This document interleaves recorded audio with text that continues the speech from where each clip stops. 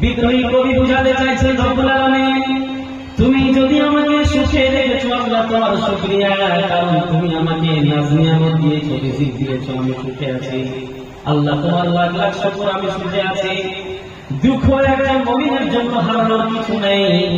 একজন মুমিন যদি দুঃখের অবস্থাতে থাকে তারপরেও তাকে আল্লাহর শুকরিয়া আদায় করতে হবে, কারণ মুমিনের জীবনে দুঃখ বলে কিছুই নয়।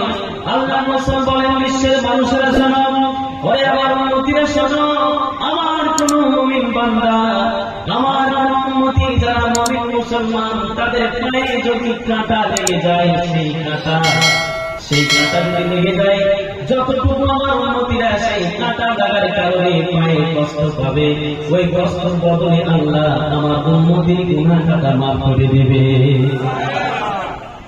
বলেন দেখি, আপনি রাস্তায় চলছেন, আর রাস্তায় চলার সাথে পথে আপনার পায়ে একটা কাঁটা লেগে গেল, হয় না? অনেক সময় কাঁচ লেগে যায়, অনেক সময় কিছু লেগে গিয়ে হচট খেয়ে আমরা পড়ে যাই, নাকডন উঠে যায়, আবার অনেক সময় পা কেটে যায়, কাঁটা ঢুকে যায়। আল্লাহ রাসূল বলছেন মা মিন আসাবাতিন মুসিবাতিন মিনাল মুসলিম, যদি কোন মুমিন কোন মুসলমানকে যদি পথে একটা কাঁটাও লেগে যায় তার পায়ে, ইল্লা কাফারাল্লাহু বিহি সাইয়্যাতিহি, ওই কাঁটার বদলে আল্লাহ রাব্বুল আলামিন সেই বান্দার মুমিনের গুনাহটা মাফ করে। এবার আপনার জীবনে যদি দুঃখ থাকে, কষ্ট থাকে, চিন্তা থাকে, দুর্ভিক্ষ থাকে, আপনি গরিব থাকে, তো এখানে হারানোর কিছু আছে? বলে কিছু নেই। প্রত্যেকটা জিনিস সব কিছু আল্লাহ তরফ থেকে। একজন মুমিন মানে জানেন, মুমিনের মানে হচ্ছে কানিতুন, আর কানিত শব্দ অর্থ হচ্ছে সারেন্ডার। সারেন্ডার করে দাও, সারেন্ডার করে দেওয়া মানে বুঝেন, আপনি একটা করে ক্রাইম করলেন, আপনি কোন একটা ভুল করলেন, পুলিশ আপনার বাড়ি আসেনি, আপনি নিজেই থানাতে গিয়ে নিজেকে বলবেন সাহেব এই ক্রাইমটা আমি করেছি, এই ভুল আমি করেছি, এই যে আপনি সারেন্ডার করে দিলেন। তো আল্লাহ রাব্বুল আলামিন বলছেন একজন মুমিনের বৈশিষ্ট্য হচ্ছে কানিতুন হওয়া, মানে নিজেকে সারেন্ডার করে দেওয়া আল্লাহর সামনে। আর নিজেকে আল্লাহর সামনে সারেন্ডার করে দেওয়ার মানে হচ্ছে এই যে আল্লাহ তুমি দুঃখ দিয়েছো তবুও তোমার, তুমি সুখ দিয়েছো তবুও তোমার। আল্লাহ না শুকরি কখনো যেন মুমিনের মুখ থেকে না হয়। কথা বুঝতে পারছেন? আপনার জীবনে যত দুঃখ আছে আপনি নবী রাসূলের লাইফ হিস্ট্রিগুলোকে পড়বেন, যে আল্লাহ রাব্বুল আলামিন আদম নবীকে সৃষ্টি করলেন, নিজের হাতে বানালেন। আল্লাহ নিজের হাতে তিনটি জিনিসকে বানিয়েছেন। কয়টি জিনিসকে বলে? তিনটি জিনিসকে বানিয়েছেন নিজের হাতে। তার মধ্যে একটি হচ্ছে আদম আলাইহিস সালামের পুতলাটাকে।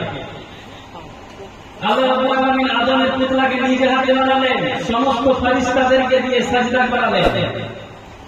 আল্লাহ বললেন আদম এই জান্নাতে থাকো, তুমি এবং তোমার স্ত্রী, যেখানে খুশি সেখানে যাও, যেটা খাও সেটা খাও, এই ডুমুর ফলের কাছে যেও না, কাছে যেও না।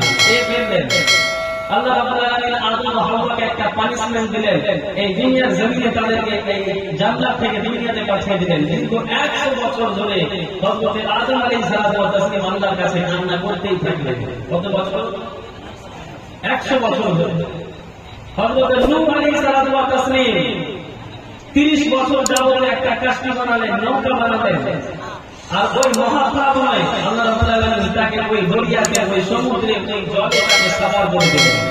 হযরত ইব্রাহিম আলাইহিস সালাতু ওয়াস সালামকে আল্লাহ রাব্বুল আলামিন একের পর এক কষ্ট দিয়েছেন আর পরীক্ষা নিয়েছেন। হযরত ইব্রাহিম আলাইহিস সালামের লাইফ হিস্টরি যদি আপনি পড়েন বুঝতে পারবেন যে আল্লাহ রাব্বুল আলামিন হযরত ইব্রাহিম আলাইহিস সালাতু ওয়াস সালামকে কতভাবে তিনাকে কষ্ট দিয়েছেন আর পরীক্ষা নিয়েছেন।